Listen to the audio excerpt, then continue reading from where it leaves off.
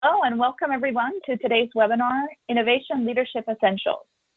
This is one in a series of webinars where we connect for 30 minutes to bring to life the challenges we see in the market and what to do about them.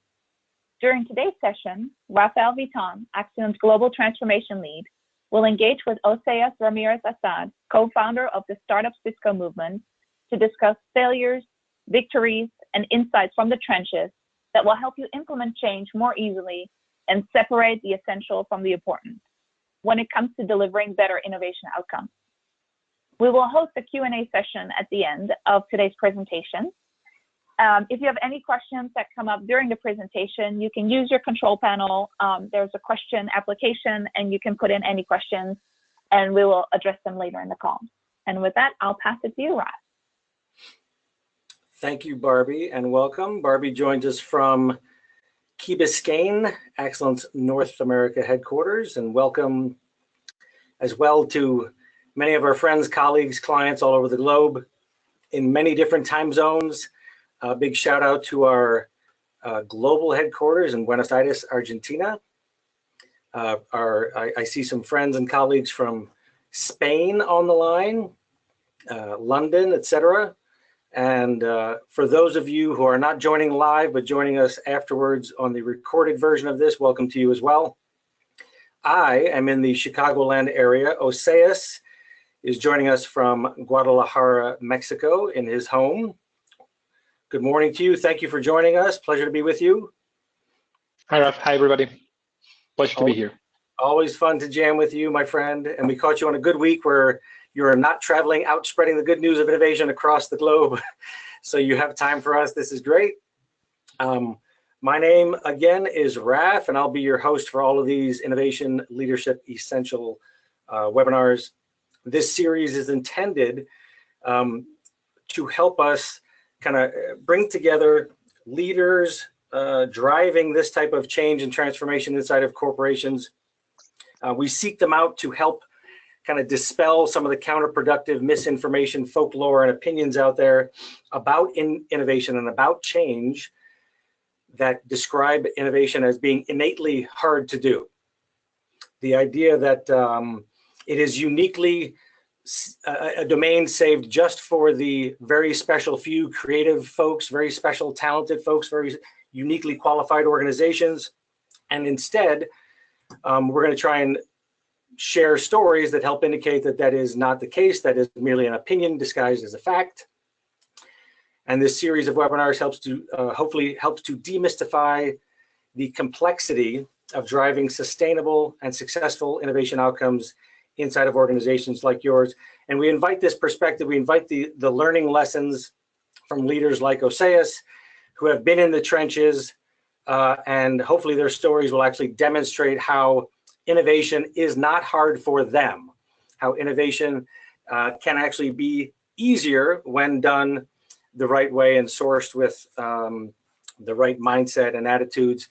A number of the lessons learned, and Oseas, if you would click ahead for us, you're driving today. A number of the lessons learned are featured in my book, Free the Idea Monkey to Focus on What Matters Most. And comes from a number of firsthand encounters working side by side with leaders like Oseas inside of multinational companies to help drive innovation. The book I co-wrote with my former business partner, Idea Monkey himself, Mike Maddock from Maddock Douglas. This is not a plug for the book. I'm not trying to sell the book. I'm happy to give away the book electronically. Email me if you'd like a copy of the book. I'll send you a PDF after the fact. After the webinar, I think we'll share my email address so you guys can request a copy. But the idea is, and our guest today, the idea of the book and our guest today kind of helps show how the two most powerful innovation enabling forces in the world are along this spectrum of idea monkeys and ringleaders, this spectrum of reliability, focused on what we know, focused on the success formula that got us to where we are today and made us successful, and the other end of the spectrum, which is the eventuality, the unknown, the future, and what's happening in between, and the dynamic of that polarity and how it represents, how it shows up inside of corporate America when you bring together both the Davids and the Goliaths and the mindsets of the two inside of an organization. And Oseus is a very good example of that. Oseus, after I think part of your bio that I remember and love is that at the age of 17 you started your own software development company. You've founded 4 of your own startups. You've been the CIO of a newspaper, a CTO, and a family counselor. You've got this very diverse background. And 4 years ago, you came into Cisco to help lead a very different way of thinking about innovation. And you were born and raised in Guadalajara, have lived in the US, Canada, Cambodia. But Guadalajara, as many may or may not know on the line, is known as the Silicon Valley of Mexico. It's become known, for, over 50 years of the tech titans moving to Guadalajara to actually source some of that energy, to actually help lead some of the elements of the digital transformation age. And if I'm correct, inside of Guadalajara, recently there was a government grant created to help kind of fund research around the Internet of Things. Is that correct? So that is correct, yes. So sourcing the right kind of energy to bring the idea monkey, the entrepreneur, that innovative mindset into corporate America and really help make some great things happen. I know you're, in addition to Startup Cisco, you're also responsible for seeing the creation, execution of a new global strategy, which is actually partnering on innovation with some of Cisco's biggest customers. That is correct. Yes, my current responsibility at Cisco is essentially creating and overseeing the execution for how do we co-innovate with our largest customers out of all of our innovation centers worldwide. So it's a very, very interesting challenge we have ahead of us, and it's so far been a great ride. That's awesome. Is there anything else I missed from your bio that I should have, that would help kind of round out the perspective? I know you won't toot your own horn, so I was doing that for you. Thank you. That was probably more thorough than I would have done it, so appreciate it. All right, well, that's good context. Let's jump in and keep going, and we'll get to the 3 innovation essentials and perspectives that you have shared with me around how you and your team and the organization have kind of learned about how innovation is not hard. And we're going to hear your 3 essentials. You're going to tell some stories about the failures and the victories.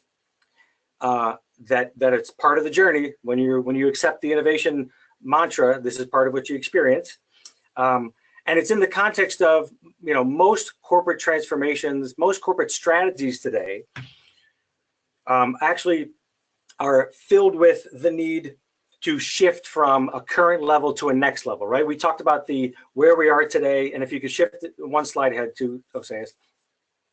Where we are today, we're all at our own current level. Organizations at their own current level, and we're pursuing a next level, a future strategy, a growth strategy, a new way of being, new types of businesses to be in.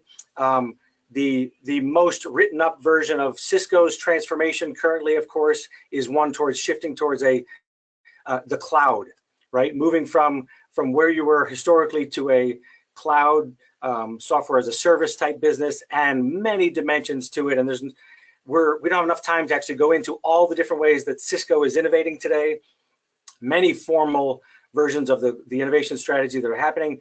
And we're not suggesting by this webinar that there's one right way to do it either, right? We're just going to talk about a few ways that your work helps showcase how, rather than hard, it can actually be viewed as easy. But this transformation from current level to next level has many dimensions to it.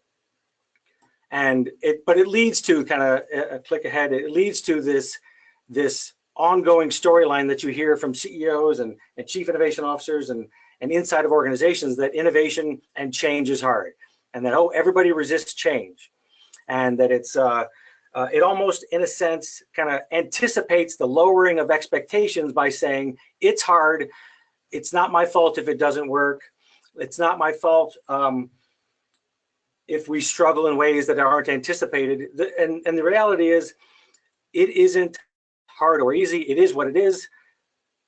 But it's definitely harder, if we shift ahead, it is definitely harder when we wait too long to get started, right? And we don't anticipate, we don't plan, we don't build the capabilities we need to be good at innovating. It's definitely harder when we don't prioritize and we don't have resources set aside for it. We don't have expertise set aside for it. It's definitely harder when we treat it like an episodic event as opposed to a lifestyle and a way of being. It's definitely harder when we don't use the expert tools and processes. It's definitely harder if we think we can command and control a culture to change to be more innovative, as opposed to invite it to be more innovative and create the conditions where it can be more innovative. And it's definitely harder when we're not aware of our own default reactive mindsets and behaviors that keep us trapped in the old way of doing things, as opposed to opening us up to more possibilities, more choices, and therefore better strategies and better solutions. So it's definitely harder when you're trapped there. Not everybody's trapped there. Not everybody's wired that way. You're going to help share a few stories that get us to a place of really understanding that innovation, transformation, and change, click ahead for me, are actually very much learned capabilities, muscle groups that have to be developed and trained. And along the way, it helps and it's faster and accelerates the adult development of building these capabilities if you ask for help along the way. And with that, Oseas, I think this is a good place for you to just take over and drive and start telling the story of what it was like to build those capabilities, and from a very different place than many other companies and many other folks on the webinar here will be starting from. But clearly there are some lessons to be learned here that can benefit us all from your experience. Absolutely, Ref. So thank you so much for the kind introduction and for putting this together for us to be able to share this part of the story. So let me start with something which was probably one of the key moments or defining moments of my time at Cisco, which has been one of the most gratifying and satisfying experiences in my life. But this one in particular, when I got here, was very difficult. So coming from a startup background, consider that coming from a startup background means different things in different countries. In Mexico means you had to bootstrap. I did not go to the VC route to get this business started. The largest company that I founded, that is still operating to this day, has its own management team and all that, started out with a credit card, and we were just recycling the money. So every cent counts. And then I decided to join Cisco because I was curious what life was like inside of a large corporation. And one of the first things that I started doing, or my first role, had to do with operations. And I was very surprised that this was work that was done the way that it was being done at the time. And I wanted to change it because I quite honestly did not want to do a lot of the work that was required as part of my position, which people might find counterintuitive, but sometimes that's a good thing because that's when you try to change things for the better. So I was trying to find a way to automate something. And I thought this is something that we should probably be able to fix with a couple $100, and it's going to save us thousands and thousands of dollars that are currently invested in their very highly skilled workforce doing financial analysis type of work. So then I decided to go through the adequate route inside of Cisco, which was partnering with an internal development team. I don't want even to name the functions of what I was engaging with, but let's just say that something that I had estimated would cost a couple $100 after, and that should take maybe a week of work or 2 weeks. After 2 months of work, we were just scoping the damn thing, and it was already scoped to be something between $500,000 or $750,000 and take an entire year. And I was thoroughly confused. How could this be so different? So I ended up paying $200 out of pocket to some developer here in Guadalajara who fixed the problem for me, and then I just fixed it for some of the other people that were doing the same job. And then that became the basis of something that eventually became a development and grew something. But to me, it was the first contrast or the first crash that I had between coming from a startup world and a corporation. It is parallel universes. And if you're joining this webinar, I see a few of the names. I know that some of you are at Cisco, so you might be able to relate to this. But let me just say this. If you have worked in a corporation long enough, you're already living in a universe that is a different entity from the reality that many other companies live. And that creates a mindset and a way of looking at things that in many cases, it's phenomenal and it's what allows us to reach the scale that our corporations reach. But in so many other cases, it's also the same thing that prevents us from thinking outside of the box or moving quicker. So with that said, I got very interested in the space of innovation. And I had the opportunity of looking into it closer when I was working in a program called the Leadership Pipeline, which is something that we work with our colleagues from Excellent at the time. And I'll tell you more about that in a second. But as we were doing the initial research, we realized that even though Cisco is world-class in innovation, and I'll tell you more about that in a second, we had areas of opportunities. Every company does. And some of the areas of innovation is when talking to employees and executives, et cetera, we realize that we don't adequately reward risk taking, or we're very optimized for efficiency, not innovation. Long-term view versus short-term view. We have a lot of short-term view because of our quarterly results, et cetera, et cetera, et cetera. So we start hearing these things. And some might say, well, is that something that's going on at Cisco? No, this is happening at every major corporation. This is not a challenge that's unique to us. So what you can see now is that this challenge that we are facing, many others are facing, and many others are looking at startups. So corporations look at startups and say, how did these guys solve the problems? And sometimes we buy them. Cisco acquires a company every 3 to 4 weeks. And you'll see news of corporations gobbling startups left and right all the time. Why does that happen? Why can't we build what they're building? Well, in some cases, it's actually cheaper to buy them. In some cases, they bid us to it. And in other cases, you want the town. There's many reasons that can drive an acquisition. But the point is, whether it is through acquisition or through the adoption of the startup innovation best practices, corporations are looking at what's right with startups as a way of further improving what's already right with them and fixing what's not right with them. So that was the beginning of a journey that, if I were to summarize in 3 points, I would say, in light of our setup, innovation is easier when you reactivate your multinational startup DNA, when you focus on mindsets, biases, and core values, and when you target corporate antibodies. Antibodies, as it happens with the body, are things that are very useful when they're trying to attack a disease, but then they can turn rogue, and then they can turn on yourself when you're trying to do something good for it. So let's talk about each of these for a second. The first one, reactivating a multinational startup DNA. If you're joining this call, there's a high chance that you come from a large organization. And any organization, whatever size your organization is, was small at some point. Maybe not a startup in the Silicon Valley sense of the word, but at some point it was small. And when it was small, it behaved differently than it behaves currently, because it had different needs, it had different objectives. At that point was survival. At this point is maybe scaling, or maybe is maintaining the dominance you already have achieved. So it's different points in the life cycle that you have. But the point is, there is startup DNA in your organization. How do you reactivate it? How do you bring back the resourcefulness, the making quick decisions, the moving faster? How do you bring that up? So when we were asking ourselves that question, that's when we were doing this leadership pipeline program. There was a very, very, very interesting program that ran for 4 or 5 years in the company. And essentially was targeted at the top 2% talent in the company across individual contributors, managers, and directors across all functions, across all regions. It was very ambitious, and it gave us a platform to touch on a variety of different topics, which included conscious business as a platform. And then on top of that platform, we built many other things, including the innovation program that I'm going to tell you about. Now, let's go back to the innovation landscape at Cisco. As I mentioned to you, Cisco has 5 innovation pillars: build, buy, partner, invest, and develop. At a very high level means build. We build our own stuff. We have over 22,000 engineers. We have over 300,000 developers in our network of DevNet. So we have a lot going for us in terms of being able to build our own technology. But we also buy, as I mentioned, every 3 to 4 weeks, you'll see that we're buying a company. Then we also partner. You'll see that, we're partnering with Apple, developing new technologies. We invest in startups. We invest in accelerators or cohorts, etc.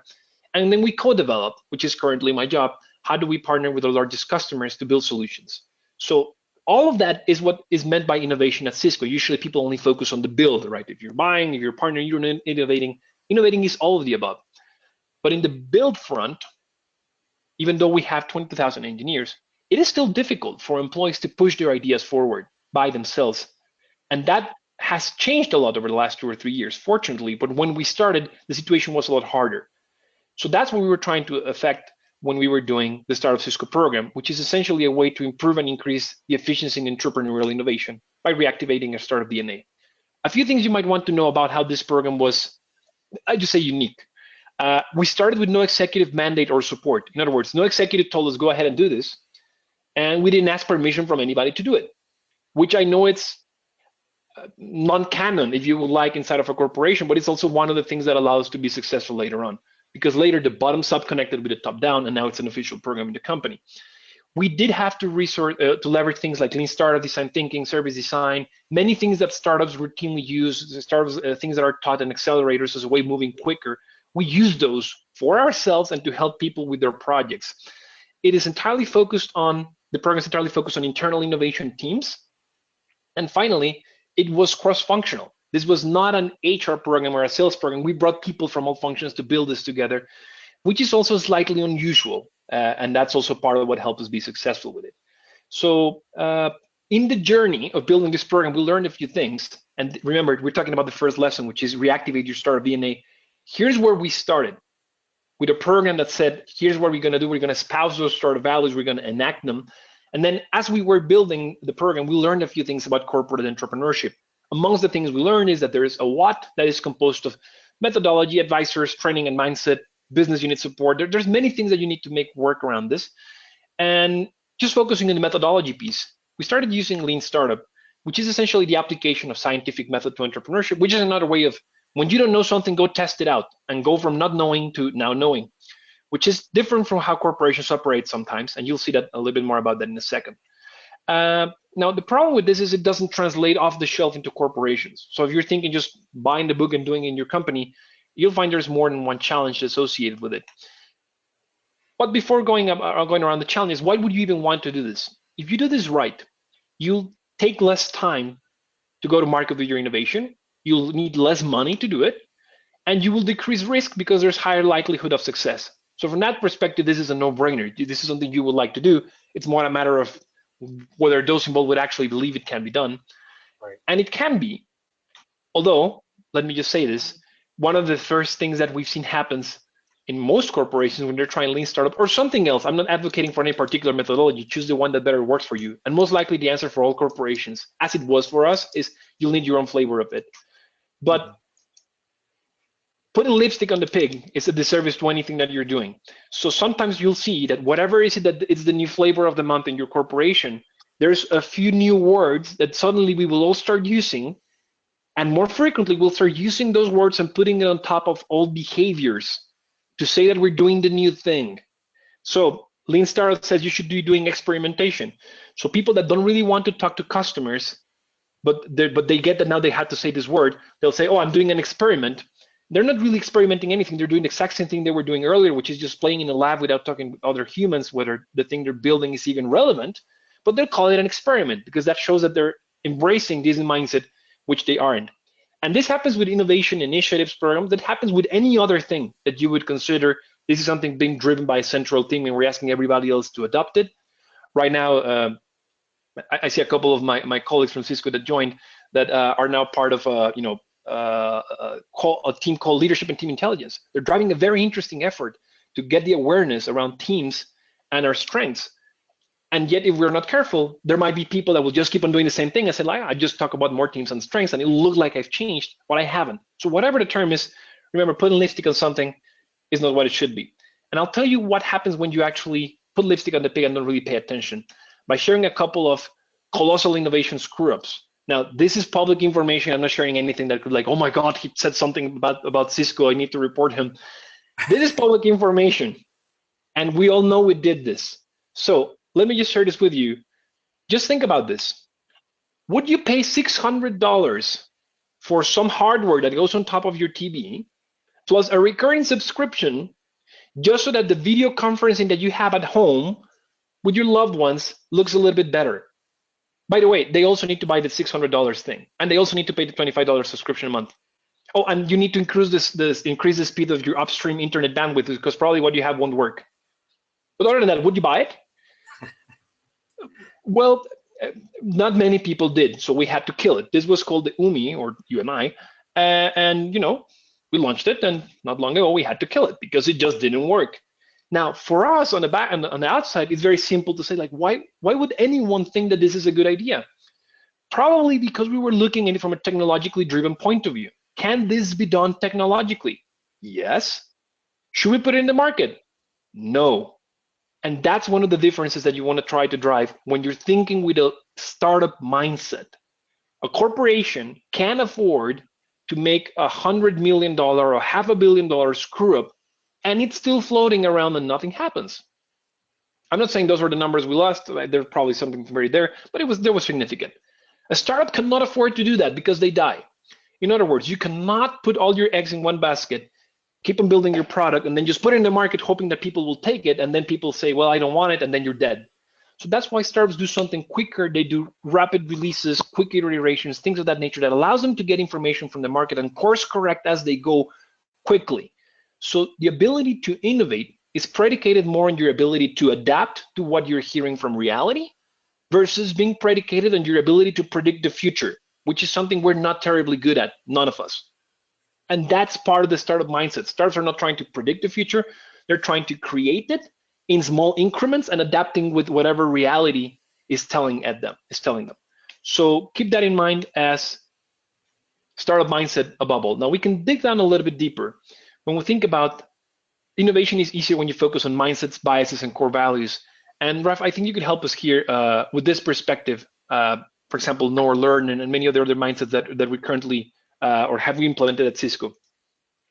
Yeah, and just from a connecting the dots approach, the idea of if you train an organization around a shared language, shared paradigms and frameworks that help them become more aware of mindsets that are either helpful to innovation, helpful to adapting, like you said, or actually, do the opposite of helping adapt and change, and instead keep people very focused on knowing, very focused on being victims of circumstances as opposed to finding their power and energy to do something more resourceful, more aligned with their values, more aligned with the goals and outcomes. It changes everything. If you can raise awareness to help people focus on developing the mindsets, it leads to more resourceful, more innovative, more adaptive behavior, which leads to the types of business activities that affect whether you get closer to the goals that you're pursuing. So it's kind of that connecting the dots approach, but it starts with really having that foundation in understanding your orientation to changing circumstances, understanding your orientation to ambiguity, understanding your orientation to each other as you're navigating this high stress. Change isn't going to slow down anytime soon, right? The performance standards aren't going to be lowered anytime soon. So the idea of how do you equip a community of human beings with the ability to increase performance under increased stress so that you can better navigate, adapt, and prototype through all the stuff you're learning as you're learning it. Excellent. That's very helpful because moving on, just taking a step back, think about the first thing we said is reactivate your startup DNA. And the second one, we're talking about the mindsets. With this foundation that Raf just talked about, I want to share with you a little bit of the right mindset of what does it mean to innovate like a startup, right? So keep in mind a few things. You can do your Lean Startup or whatever innovation program. There's all sorts of flavors. Everybody has their own methodology. That's not the point. The point is not which flavor you chose. The problem is that if it's a training program and it doesn't really change the mindset, you have not really made any significant impact. And also consider another thing. It's not only the startup mindset, building a little bit on what Raf said. Whether you're an entrepreneur or innovator inside of a corporation, if you have a victim mindset, you will seldom succeed because you will always be blaming all those other things that are outside that have nothing to do with how awesome you are about why things didn't work. And people in startups don't really have time to do that because otherwise they'll go broke. So, oh, my first release of the product failed. Well, change or you'll die. You don't have a lot of time to be brooding over this because you're really going to get killed.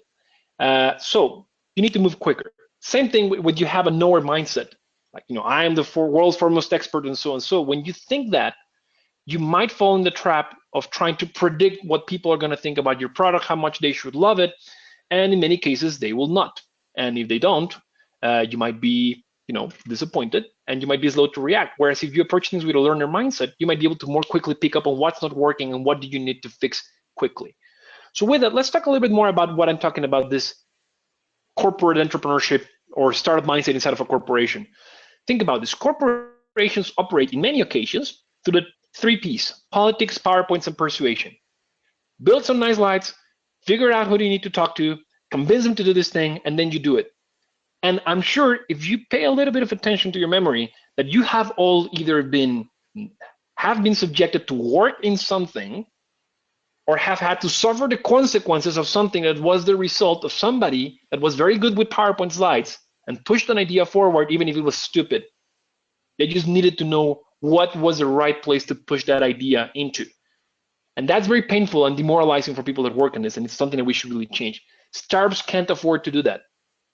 You might try to get a little bit of funding from a VC to get started, but at some point, people will be on you with your PowerPoint. So what VCs require you is to demonstrate results, not only nice slides. Your slides should talk about your results, not about your vision of how things could be, and you haven't done anything. So going from politics, PowerPoints, and persuasion into the startup mindset is get results quickly, then talk about your results. Corporations can't afford inaction or incorrect action. Like I said, you can make a major mistake and probably nothing really happens. Startups really had to focus on the results. Corporations can deal with consequences of their size, like silos. Oh, there is a silo. This team doesn't work with the other one. Startups sometimes are not really big enough to have that, and they really just need to get over those things quickly in order to keep on thriving. In corporations, we have policies and processes that are helpful to allow us to sustain our escalation process and stay there, but sometimes they also asphyxiate innovation. And sometimes startups have not even had a chance to think about what the rules should be because they're too busy delivering value or trying to figure out what the value is. If you've ever been in a corporation where you're talking about whether, do you think this policy allows us to do that and that and that, you're already trapped in the corporate cycle of asking whether we could even do something regardless of whether it's value for the company because there's some rules around it. I'm not advocating for breaking rules. I'll talk about that more in a second. But it's a difference, and having a startup mindset is focus on the value first.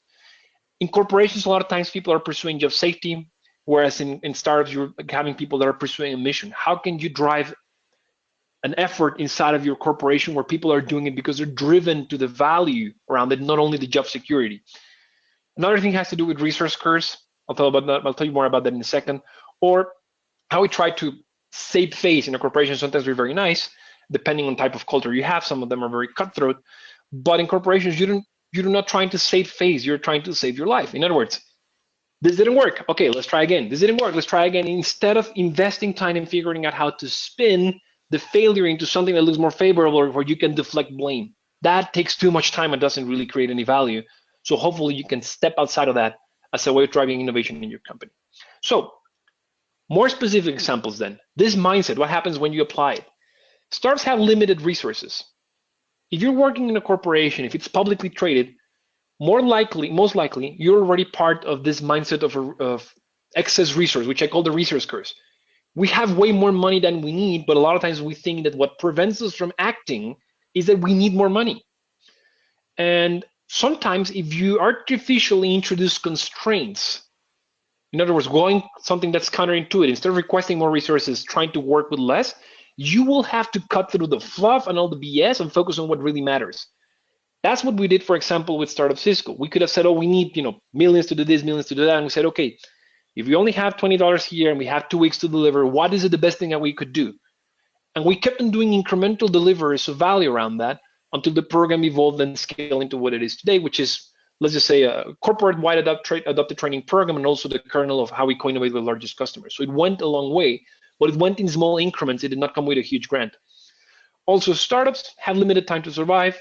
They can't be monkeying around with what's the right type of font for the PowerPoint, and we sometimes do. And again, if you've been in a corporation, I'm sure you've been part of something like this. So how do you shift that to have a bias to action? Let's not worry about the PowerPoint. What's the right action that we need to follow next and jumping into this? How do you break silos? For example, creating a cross-functional team. How do you work around the rules? Well, we literally bent rules whenever needed. As long as we knew what we were doing, it was delivering value for the company. We'll talk about that more in a second. And then startups think about how to exit. We're planning in our program how to get internally acquired. In other words, we're thinking about how would a startup think about this? How can then we apply that in our Startup Cisco effort internally to model that to the groups of employees that will be joining the program to pursue an idea or a program that they're trying to do as part of their day job. So these are just some of the ideas on the startup mindset and how it looks different when you work in a corporation and how to bring the former into the latter. Finally, it was key for us to be successful to have a truly diverse team with risk takers, people with a lot of cognitive diversity, and strong personalities with a high EQ and cross-functionality. Like this was critical. We would not have been able to achieve anything if we had not done this for us. Now, a lot of times people ask me like, whether risk taking is something that's always desirable. There's different positions. There's positions in which it is good to be risk averse because you don't want risk. If you're looking at, the functioning of the rocket propeller for a spaceship, you don't want risk there. Your job is to mitigate it to zero. If you're trying to eliminate financial variability that could cause the value of the stock in your company to swing wildly, you want to mitigate risks. So there is jobs in which it makes sense to try to mitigate risks. In innovation, if you're really going to innovate, there will be risk and you need to be able to take it. Otherwise, there might be better positions or other things that you might want to pursue, or you might want to try to get different people. Cognitive diversity, if everybody's thinking about the same thing, you're probably really not going to get very innovative or very creative or create a lot of value, bring more people. If you have people that just agree with everybody on the beginning, you might want to bring somebody that's disruptive, but people with high emotional coefficient, people that will not get offended because you said something bad about their idea. Those are probably not yet developed enough to participate in the type of dialogue that you'll have, and they'll need to work on that on their own time. Try to steer away from them as much as possible. And cross-functionality, I can't stress it enough. So where are we so far? Reactivate your startup DNA and focus on the mindset. Finally, what do you do with the corporate antibodies? If you're trying to do something inside of a corporation, again, the example we're using here was a startup Cisco, which was a grassroots internal innovation initiative that grew, even though it was started in a non-conventional way.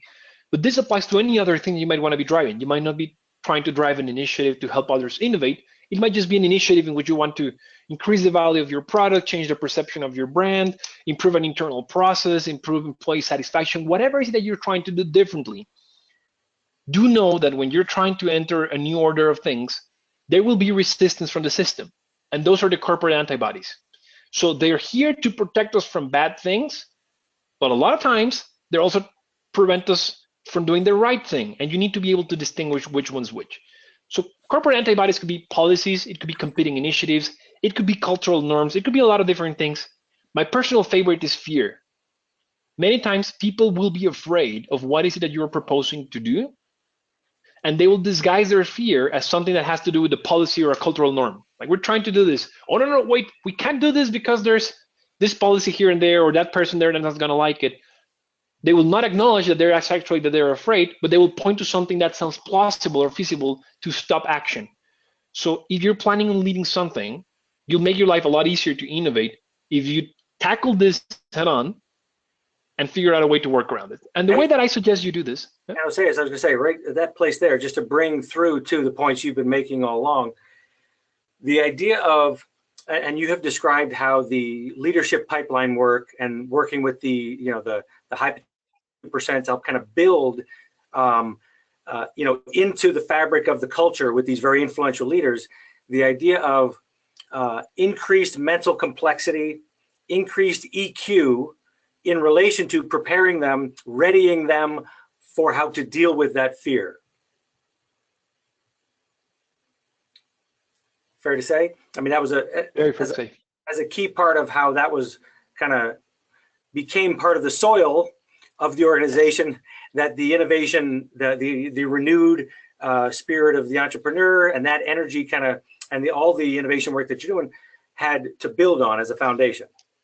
Exactly, and I would say, talking about the same soul that you're describing, it's just even the fact of being able to openly talk about a few of these things, right? So you're saying this thing, are you saying it because you're worried about this, or that? And just being able to openly talk about it is tremendously helpful, because when there's enough trust, people will say, you're right, here, that's my concern, and then you can work around it. But when you cannot talk about it, or people would feel offended if you say, are you afraid about something? I'm not afraid of anything. Then the whole conversation goes in a different, unproductive direction. So you do need that soul or that baseline ability to even communicate at a deeper level when you're going to be entering a space of uncertainty and you're trying to do something.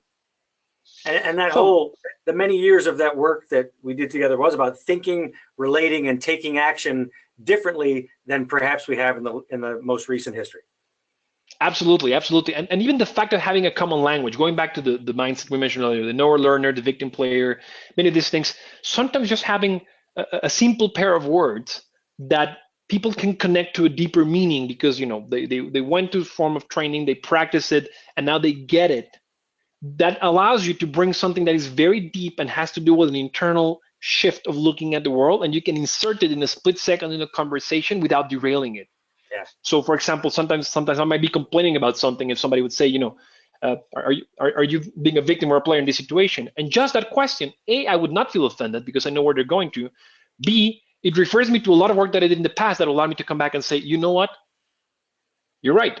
I'm not finding what's the way of being a player here in this situation, and that's not adding value. So let me try to change that. So even the commonality of the language helps us this soil that allows you to build something more solid on top of. Nice. Thank you. And with that said, let's talk about how do you think outside the box when you're in a corporation. And the way that I've tried to explain it is that there's 3 boxes. The first one is an imaginary box. The first one has to do with bending or breaking select rules. And the third one has to do with morality, legality, or compliance. So let's take one at a time. You should fight the corporate antibodies, by the way, the only 2 of these 3 boxes. You should not step out of the third one. But what is the imaginary box? For example, one of the first things that we did when we were trying to get started with the Startup Cisco program, we asked people that were in middle management position, like who can spend, let's say, $2,000 of discretionary spend? Everybody raises their hand. You have 100 of those people. Boom, suddenly you have $200,000 to fund an initiative without asking an executive. Now, that's not kosher. I know that many people look like, oh my God, we cannot do this. There must be somewhere that says that you can't do this. And in reality is that you would have to work really hard to find where is that policy that could somehow, through reading and implying what's in it, could say that there might be something wrong doing that if you're doing it for the benefit of the company. So that's why I'm talking about the imaginary box. That thing might not even exist, but it's just not a normal way of proceeding. Or maybe a less threatening one, recruiting people. Everybody working on the Startup Cisco program was recruited, and they were doing this on top of their day job. Can you do that? Well, yes. They were from different functions. Is that okay? Yes. It's just that many people didn't think about it that way. So that's why we went for the recruited team of multifunctional teams with no sponsors. We asked ourselves at some point, do we have the right of creating an innovation initiative and bringing people from other teams? Well, yes. Who do we need to ask for permission? If we ask somebody, they will just deflect to somebody that's higher up. And at some point, people's fear of taking on the initiative of doing something for the company will have us going all the way up into the CEO. If we had pursued that route 3 years into this or 2 years into this, I'm sure we would not have yet received the approval from the CEO, and we had not delivered any value for the company. So just go ahead and do it. If you're doing something that's of value for the company, if you're not destroying anything valuable, why not do it? Most of the times it's the imaginary box. Another thing is breaking free of the corporate spin cycle, which is, let's talk about it, put it in a PowerPoint, socialize, talk about it, put it in a PowerPoint, socialize, and just keep on iterating on something, and you don't really get done anything. So break out of that. And also another thing that's part of a startup of imaginary box, pretend that your team is something that not. Our team was not a startup, but we pretended as much as possible that we would like to behave as one, and that gave us a lot of different insights on how to behave in situations that will allow us to take us outside of our corporate mindset and find different behaviors that were helpful for the situation. So that's the imaginary box, because it's just something that you're just doing things different. Let's talk about a stickier one, bending and breaking select rules. Now, I know that this is unpalatable for a lot of people, so I'll just say it from this perspective. If you're going to be innovating, if you're really going to be changing something, that means that there's already something in place that you're going to be affecting. Otherwise, you're not changing anything. That thing that's already in place must have a reason to be there. And if you're just going to say, I will not act outside the boundaries of the things that are already in place, whether it's programs, norms, rules, agreements, etc., if you're not going to play outside of those boundaries, then you're not going to change anything. So by definition, if you're going to try to innovate, you will change those things. And in many cases, it'll mean that you'll need to step outside of a boundary. My recommendation is, if you're going to break something, make sure you're only breaking things that you're aware of their existence and that you can clean up the mess. If you can clean up after yourself, you have the right to change something in a corporation. If you cannot clean up after your own mess, go find out somebody who can, and then do it. That's the difference between smart disobedience and just being reckless. And that's what we did in many cases. We were bending rules or cultural norms or other things because we could clean up after our own mess if something bad happened. And another thing about this, in terms of bending the rules, is demonstrate value first. A lot of times we think we absolutely need a sponsor because with a sponsor you're dead. Yes, but go back into thinking about the startup world. I think I'm much more likely to get a sponsor if I tell him, look, Without your support, without centralized funding, without yada, yada, yada, we've already been able to deliver this value. We want to bring more of this for the corporation. Then an executive will say, I'm interested in sponsoring you. So it's just changing the order of the factors. I'm not saying never get a sponsor. I'm saying work on demonstrating value first instead of working on your PowerPoint slides. And that means seeking sponsorship later. And obviously have fun. Trying to do something different is fun, is invigorating. So make sure that you're doing that when you have that. Finally, the final pause, and we're going to wrap this up. Think about all of the pieces that you'll need when you're trying to do something new in your corporation. Whether you're trying to drive a corporate entrepreneurship initiative, that will require you to think about the methodology, the training, the mindset, how you scale, the funding mechanisms, all this complex stuff. Or whether you're just trying to change something, which you might just want to take a piecemeal here. Oh, we could use this method, we could get this idea of, or use this mindset to change this thing in our corporation. But that's the what. The important thing around the how is make sure you do it with a team that's diverse. Make sure that you have a startup mindset so you can move quicker. Make sure that you embrace failure, which is part of having a startup mindset, and always focus on what's the minimum viable product. I don't want to get into methodology right now. Let's just say, what's the simplest, quickest, cheapest thing that you can do that delivers value to your corporation right now? And with that, those were the top 3 that I wanted to share with you. How do you reactivate your multinational startup DNA? Focus on the mindsets. In this case, the mindset we suggested was that of a startup mindset with the fertile soil of what I would say is a conscious business mindset. And then finally, target your corporate antibodies, because you need to do that if you really want to change anything where you're working from. And Raf, tying back this on to the broader message you've been driving. Nice. Thank you for all of those stories. And I think it plays into the point of how innovation is easier when you do have a clear understanding of, yes, the process, the tools, the infrastructure, the strategy, the methodology, the governance, all those pieces are critically important to get those right.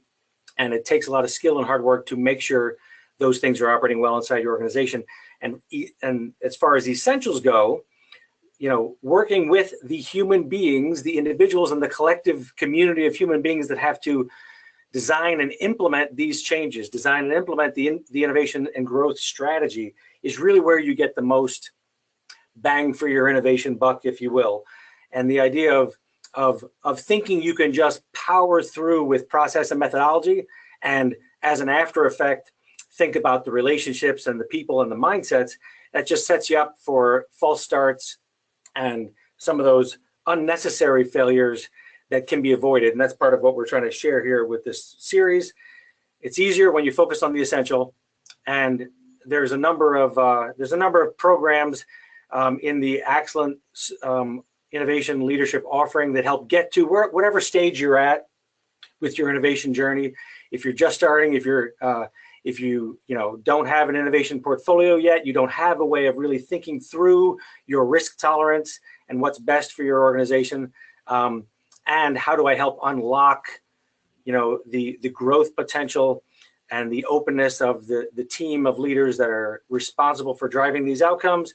Plenty of ways we can help those leaders see more, collaborate better, and feel stronger in the face of change. With that, 10 minutes for Q&A. Barbie, let me know if we've got questions that have already been filing in that you might want to pick and choose from for Oseas. Thank you both. I really enjoy listening to both of you. We have a question. How much do you believe innovation teams can still be innovative working inside the larger corporation? Isn't the change of context needed to better change the mindset? I absolutely say you need to change the context. And one of the many ways in which you change the context is, first, we build cross-functional teams. So suddenly when you're trying to solve for a problem and we bring somebody from a different part of the company that you probably haven't even met to work with, that changes your context. They're not stuck in the same cycle that you are. They might be stuck in a different cycle, but it's different than yours. So that changes the context. That's one thing. Second, we create circumstances that force you to break out of the context to the start of Cisco program. For example, we force people to go out and talk to customers and customers' customers. We force them to do things that usually at Cisco will say, oh, I need to plan my call for 2 weeks from now. No, you're going to call them right now, on the spot, get the information. You have 4 hours, come back, don't want to hear excuses. So sometimes introducing a time constraint changes the context. Also, we've taken other things that have to do with the context. If you see Startup Cisco started as an effort that started growing, and now it is part of the My Innovation Initiative, which includes the Innovate Everywhere Challenge and many other things inside of Cisco.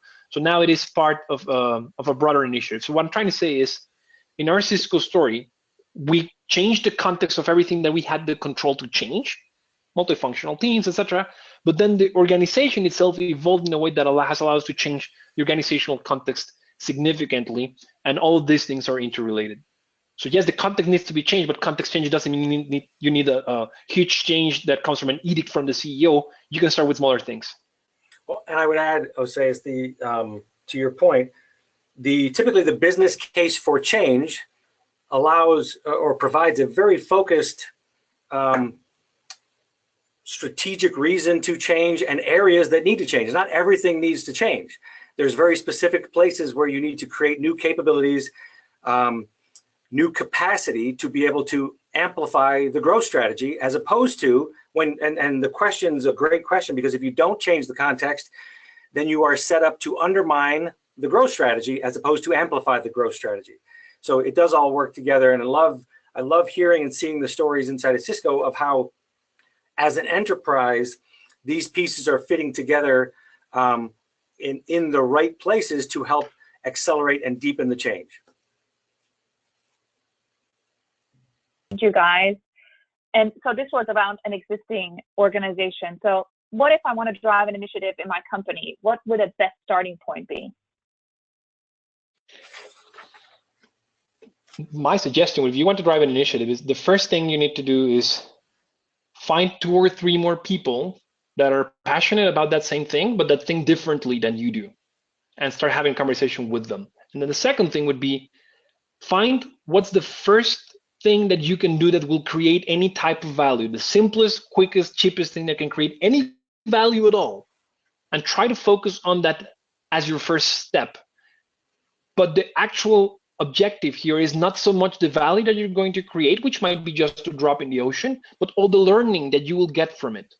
My point here being is, if you want to move fast, do things and learn from your doing, instead of putting a disproportionate amount of planning into it, which could delay you months and months and months from getting your first learning experience.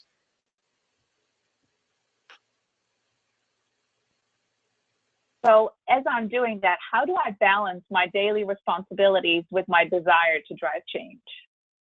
Hack the system. For example. So what I mean by this is there's a few things. I mean, obviously, I can think of a few things that might help, and this might make or not make sense depending on where you are in the organization. But a few of the ideas that come to mind is, first of all,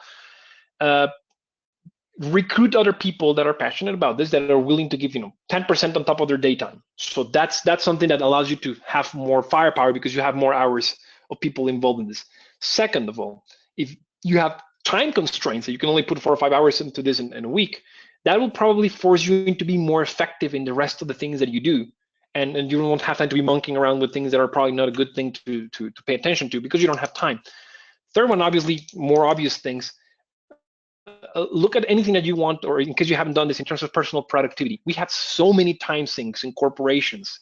That is insane. I would not be surprised if we're 30 or 40% of our time is just overhead stuff that's not actually delivering value. How many meetings can you stop attending that you don't need to attend, but somehow you just pulled into those meetings and there's 20 people in a meeting? Can you stop attending those? Can you have somebody else take notes? So stop going to meetings, stop answering to every email, maybe narrow down whatever you can. Talk to your manager about your interest of pursuing this and seeing if there's a body of work that you can offload. So there's many levers that we can pull from, and none of them is a silver bullet. You'll most likely need a combination of this to carve out a little bit of time. But the bottom line is, if you're truly passionate, you will be doing this probably after you're done with your work hours anyway, because you really like it. So, well, and I would say, ideally, you get to a place where you're aligning if you're aligning the interests of the company and your creative energy, you will find ways to work on this in the context of the business or the role you are in. I mean, it's not. I like to, definitely find the extra time in the day where with productive time management skills and tools, you have more available to you. And be just that much more conscious and deliberate about how to practice these things in the context of my day job, as opposed to around my day job. Great, thank you. So I'm noticing time. I'm afraid to go into more questions and then not honor time. So I propose that we close today's session. Thank you so much, Oseas, for joining us. Thank you, Raf. Thanks, everyone. Have a great rest of your day. And we'll be sharing the recording. And that's the email address where people, if you wanted a copy, a PDF of the book, feel free. I will send it to you. Email me and I will send it to you. Thank you, Oseas. Pleasure jamming with you today, as always. Thank you so much for the invitation. Thank you, everybody, for joining us. Have a good rest of your day. Adios. Take care. Bye-bye.